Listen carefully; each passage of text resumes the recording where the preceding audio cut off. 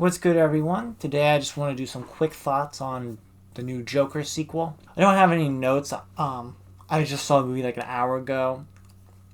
Not 100% of these thoughts are my own, but for the most part they are. I have seen some discussion of it, and it's just all very interesting to me. And this movie just felt very sort of self-aware. And there are people who have said that Todd Phillips made this movie bad on purpose, which is kind of poor phrasing, but it's also kind of true. Where my thoughts begin on this is in the first Joker movie, the point was sort of to get you on board with this guy who has this horrible, depressing backstory, becoming sort of a psycho murderer, and still like supporting him and rooting for him despite everything around him being this big tragedy. And having him kill someone on live TV being this sort of triumph moment, and him gathering this huge mass of fans because of it. If Joker was sort of trying to get you to like someone and root for someone, that it's like even if they do the most terrible things ever, you're still rooting for them. This is like, how can we get you to not like this person that is already so unlikable? And in doing that, it just actively goes against everything someone would want out of a Joker sequel. And when you think about it, really, nobody wanted a Joker sequel besides Warner Bros. Because it made $1 billion. And there are people who are saying, well, Todd Phillips didn't want to make a second movie, and he only did it because they gave him a gazillion dollars to make it. And that's probably very true. And it really feels like it is in this movie. And I can't confirm that any of what I'm about to say is what Todd Phillips was thinking. This is just kind of what I noticed watching it, and how it feels like it mirrored a very likely real life situation. This movie tackles themes of like identity. There are people constantly telling Arthur who he should be, what they want him to be,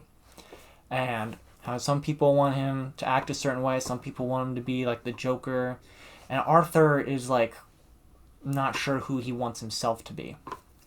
And the character of Arthur kind of feels like a stand-in for what a Joker sequel itself is supposed to be, where it's like all these different people have different ideas of what a sequel to Joker should be for a movie that's not obvious what a sequel to that is. And most people would probably say, yeah, it doesn't need a sequel, it's great standalone.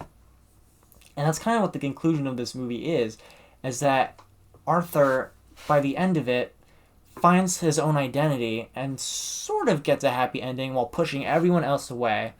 And, Joker's fans in the movie are sort of representations of the real life fans of the movie Joker, and how, by the end, they've all, like, hated him because he's sort of renounced himself as the Joker. And that, there's the two guys at the end that there are still some fans who are going to like this movie. And that despite being, like, going against everything that a Joker sequel maybe should be. And then you get to the very end of it, and it feels like and Arthur gets killed. And it feels like even if we gave Arthur a happy ending, or it stays a tragedy, none of it mattered. This is never a movie that should have been made. And the movie just ends up being kind of pointless. So was it a good idea to make this? Probably not. Was it a good movie? Thematically interesting, but not really good. Really, I was bored by it. The musical parts were, I don't know, it's just a weird idea. Like, they weren't bad. There's some great visuals in here. The cinematography was awesome.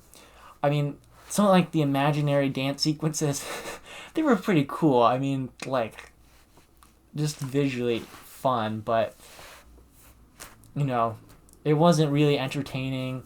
And it's just an interesting thing to see how the themes play out and how things are playing out in real life and how they sort of mirror each other.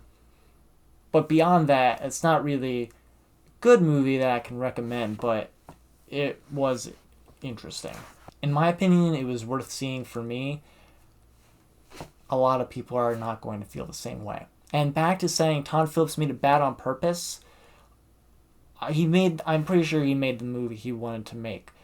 But I also don't think he wanted to make the movie to begin with. So for score, the best I can give it is a 5 out of 10, like right in the middle. Like, it's I think, competently made. It's visually interesting, thematically interesting, but really it's just boring. It did not need to be 2 hours and 16 minutes. You can explore everything this movie does in like an hour 50 maybe. I mean, like that courtroom scene. I mean, it's the entire second half of the movie. It's like half of it just felt like it didn't need to be there. The first half, he's literally just hanging out in prison for an hour. And I don't know. It definitely, even as a bad on purpose movie, could have been better. But yeah, those are just my brief thoughts on Joker Folie. Thanks for watching.